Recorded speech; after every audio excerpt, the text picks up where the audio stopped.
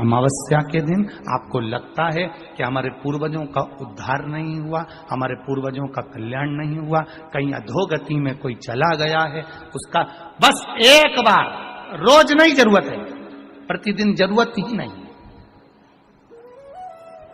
महीने में एक बार अगर अमावस्या के दिन भी आपने चंदन के थोड़ा सा चंदन अगर मेरे देवाधिदेव महादेव को 7 स्थान पर समर्पित किया है। अशोक यहाँ पर वर्णन कर रही है, मैना, धन्य और कला की कथा कर रही है। तीनों ने सनकादि ऋषियों से मांगा।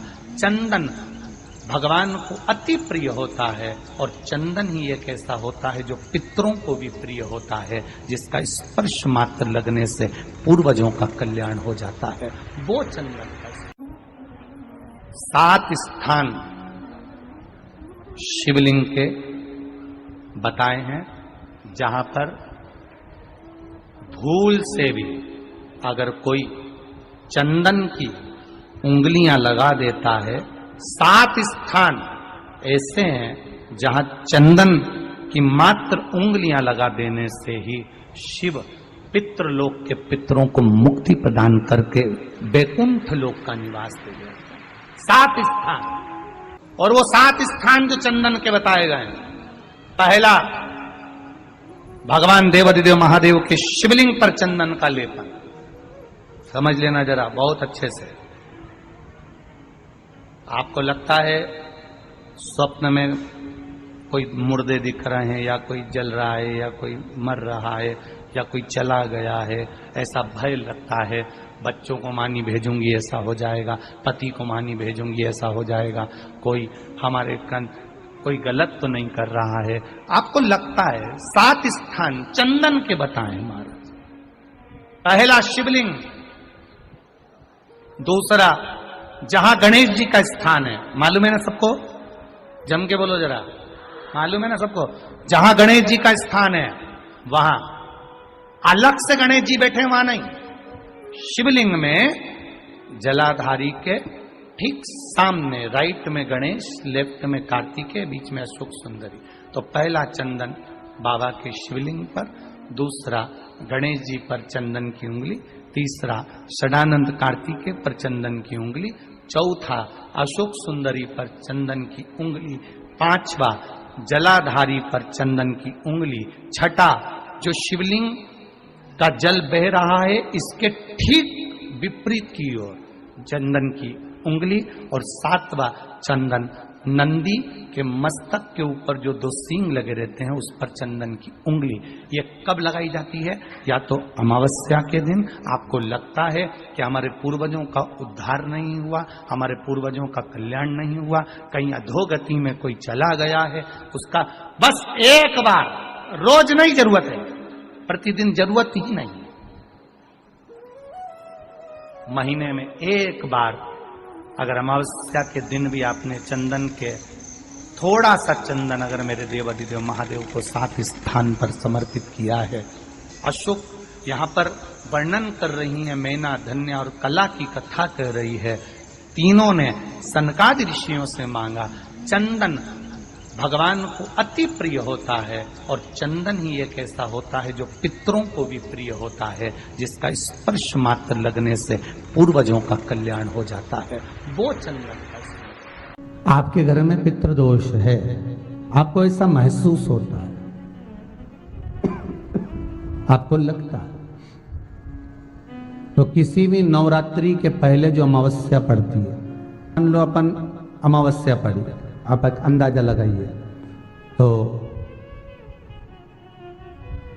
जिस दिन अमावस्या रहे उस दिन चावल की कटोरी में एक कपूर का टुकड़ा रख दीजिए महाराज, छोटा सा, और कपूर का टुकड़ा रखकर उस कपूर को दरवाजे के बाहर कटोरी में ही, चावल रखी हुई कटोरी में ही उसको पितरों का स्मरण कर कर जला दीजिए। और जलाने के बाद उस चावल को कहीं भी किसी भी वृक्ष की छांव में पक्षियों के लिए डाल दीजिए। शिव महापुराण की कथा कहती है, अगर मान लो पितृ आपको कष्ट दे रहे हैं, पितृ आपको तकलीफ दे रहे हैं, कोई काम नहीं होने दे रहे हैं, या कहीं आपको ऐसा लगता है कि पितरों का दोष है, तो वो पितृ दोष देवी, अब ये जो आप करेंगे ये कब कर रहे हैं? अमावस्या के दिन आप उसको रख रहे हैं। अमावस्या के दिन उसको रख कर रात भर आपने रखा कपूर के साथ में, सुबह एकम पड़ गई, नवरात्रि लग गई, उसी दिन उसको जलाकर आपने पटक दिया। अर्थात उससे देवी और पितृ इन दोनों का आशीर्वाद जो प्राप्त होता है, तो घर में से पितृदोष समाप्त होकर लक्ष्मी की वृद्धि प्रारंभ हो जाती है, कार्य में सिद्धता आ जाती है। मान लो अगर पितृदोष है तो करो, नहीं है बड़े अलमस्ती से रहो, तो ये पितृदोष का स्मरण। तो यहाँ शास्त्र कह रहा है कि पितरों का जो लोक होता है, पितर जो लोक होता है, उस पितृलोक में 64 योगिनियां प्रवेश नहीं करती। शिव महापुराण कर रही है, शंकर की कथा कर रही है। एक छोटा सा उपाय अवश्य करिएगा। मान लो आपको लग रहा है कि आपके घर में पितृदोष है, आपको ऐसा महसूस होता है, अमावस्या पड़ती है, चावल की कटोरी में एक कपूर का टुकड़ा रख दीजिए, मान छोटा सा, और कपूर का टुकड़ा रखकर उस कपूर को दरवाजे के बाहर कटोरी में ही, चावल रखी हुई कटोरी में ही उसको पितरों का स्मरण कर कर जला दीजिए।